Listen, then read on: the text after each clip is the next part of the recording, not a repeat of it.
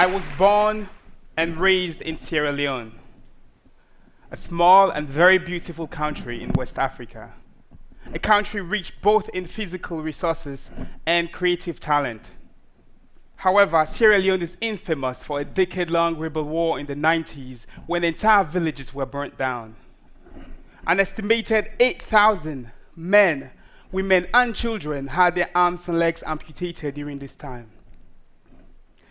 As my family and I ran for safety when I was about 12 from one of those attacks, I resolved that I would do everything I could to ensure that my own children will not go through the same experiences we had.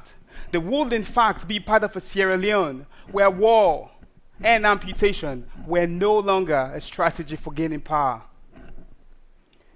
As I watched people who I knew, loved ones, recover from this devastation, one thing that deeply troubled me was that many of the amputees in the country will not use their prosthesis. The reason I'll come to find out was that their prosthetic sockets were painful because they did not fit well.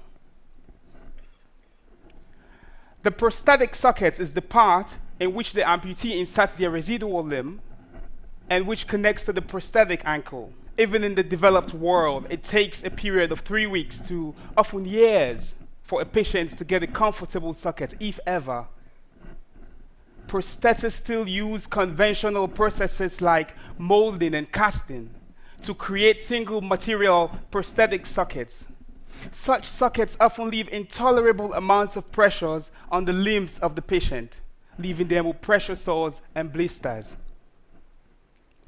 It does not matter how powerful your prosthetic ankle is.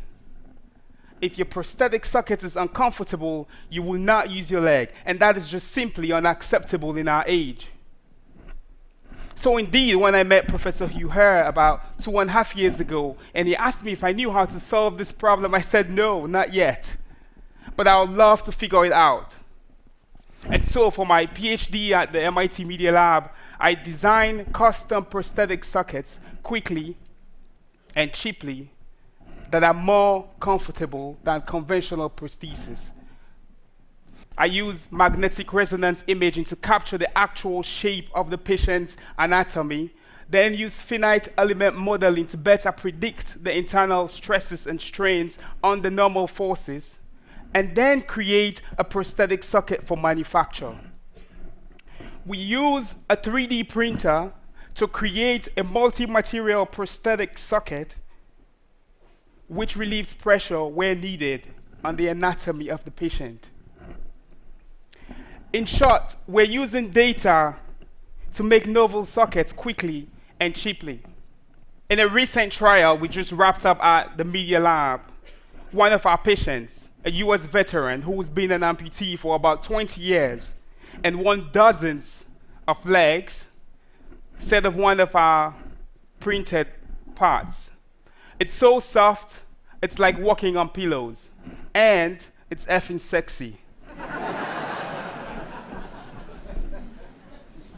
Disability in our age should not prevent anyone from living meaningful lives. My hope and desire is that the tools and processes we develop in our research group can be used to bring highly functional prostheses to those who need them.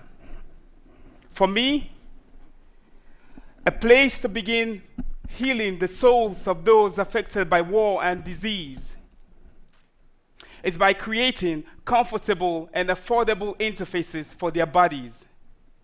Whether it's in Sierra Leone or in Boston, I hope this not only restores, but indeed transforms their sense of human potential. Thank you very much.